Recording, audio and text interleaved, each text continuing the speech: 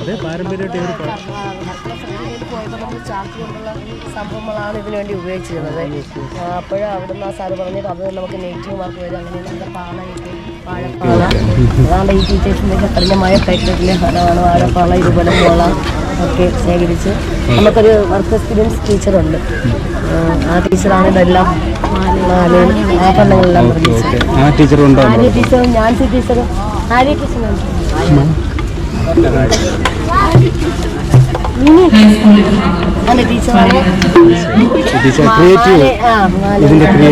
Teacher എന്താ ഇതിനെ കുറിച്ച് പറയാനുള്ള കുട്ടികളൊക്കെ?